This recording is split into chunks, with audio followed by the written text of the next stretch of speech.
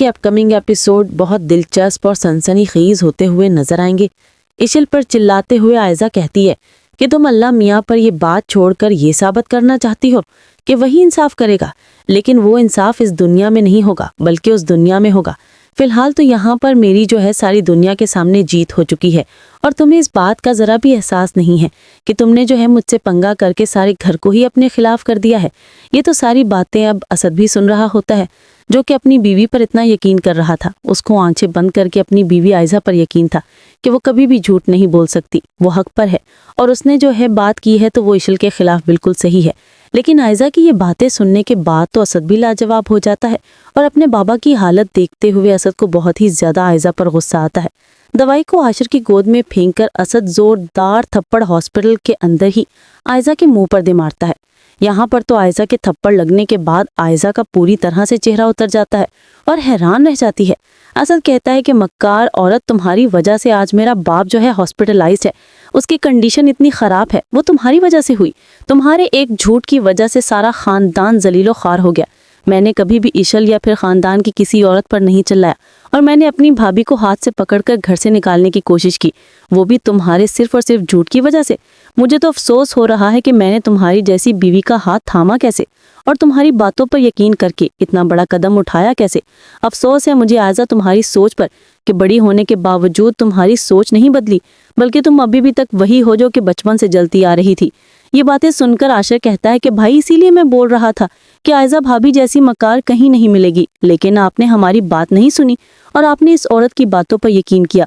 तो यहाँ पर कहता है असद कि मैं तो अब नहीं छोड़ने वाला, मैं तो अब पुलिस को कॉल करके इसको पुलिस के हवाले करूंगा, इतनी आसानी से इसको नहीं छोड़ सकता। ये बात सुनकर आयजा जो है दोनों हाथ जोड़ती है और असद से कहती है कि माफ कर दो, ऐसे मत करो, इतना बड़ा जुल्म करोगे, अपने खानदान की औरत को पुलिस के हवाले करोगे। तो असद कहता है कि वैसे ना करता, लेकिन तुम्हारी झूठे और मक्कारियां बढ़ती जा रही हैं, कब तक आखिरकार हम लोग खामोश करके होकर बर्दाश्त करते रहेंगे। यहाँ पर तो अनाया भी बोल पड़ती है और कहती है कि असद भाई, इसीलिए मैं आपको बोल रही थी कि आयशल भाभी को खामखा में जलील करने की कोशिश की जा रही है। आयशल भाभी कभी भी ऐसा काम नहीं कर सकती। असद तो यहाँ पर पुलिस को कॉल करके हॉस्पिटल के अंदर ही बुला लेता है। आयजा का रो रो कर बुरा हाल हो जाता है और आयजा जो है वो आयशल के कदमों में बैठ जाती है, दोनों हाथ जोड़कर कहती है कि आयशल, तुम ही असद को समझाओ और मुझे माफ कर दो, इस जिंदगी में एक मौका दे दो, मैं हमेशा तुम्हारी गुलाम बनकर रहूंगी, कभी भी तुम्हें परेशान नहीं करूंगी।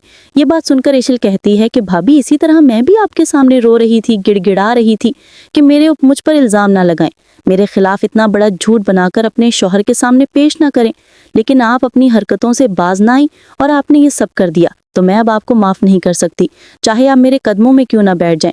वहां पर अचानक से डॉक्टर्स आ जाते हैं और असद और आशिर को बुलाते हैं और कहते हैं कि आप दोनों का वालिद साहब बुला रहा है। यहाँ पर तीनों बेटे जब अंदर दाखिल होते हैं तो असद से उसका बाप कहता है कि मुझे तुमसे इस चीज़ की बिल्कुल उम्मीद नहीं थी कि तुम जो है बड़े होने के बावजूद बच्चों से भी ज़्यादा जो है छोटा जो है ये सब कुछ दिखाओगे, अपनी दिमाग दिखा दोगे कि तुम में ज़रा भी अकल समझदारी की तो ना चीज़ ही नहीं है। ये बात सुनकर यहाँ पर आशिर कहता है कि बाबा, आप जाने दें इन बातों को, सच्चाई सबके सामने आ चुकी है और असद भाई ने जो है सच्चाई के बाद अब बड़ा कदम उठा लिया है।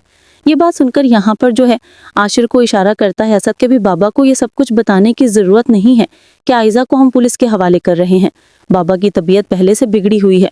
तो असद कहता है कि मैं वादा करता हूँ कि आज के बाद कभी आपको कोई शिकायत नहीं होगी और ना ही कुछ ऐसा होगा जिससे कि हम तीनों भाई आपस में अलग हो जाएं।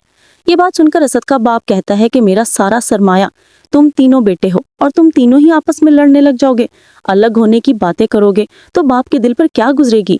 मैं एक बुढ़ा बाप हूँ जिसका सहारा तुम्हारे अलावा कोई भी नहीं है। वहां पर आयजा अनाया से कहती है कि अब तुम ही समझाओ